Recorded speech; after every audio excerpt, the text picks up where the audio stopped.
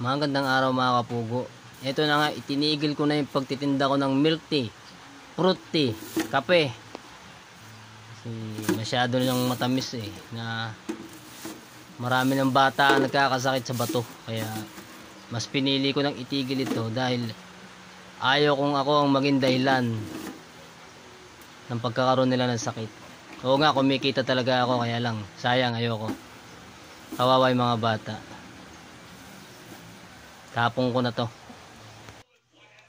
Nakikita ko yung mga bata parang tumataba.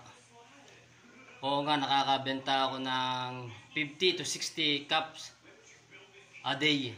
Magkahalo na yon ng malaki at maliit na size. Kaya lang naaawa ako sa mga bata.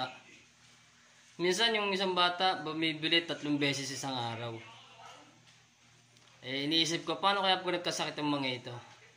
Unang-una ako masisisi dahil ako lang may tinda rito sa aming barangay.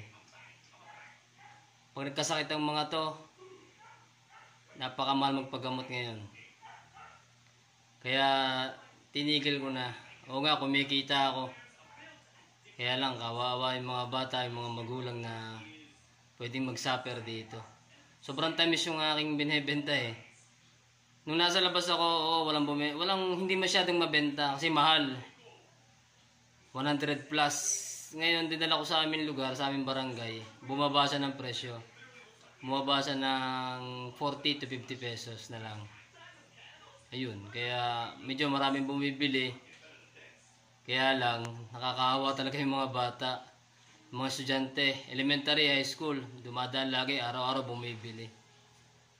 Kaya mas minabuti ko na lang na isarado na lang para hindi na sila mag-consume ng maraming sugar araw-araw.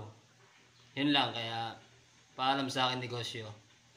At least makakatulong ako sa kanila.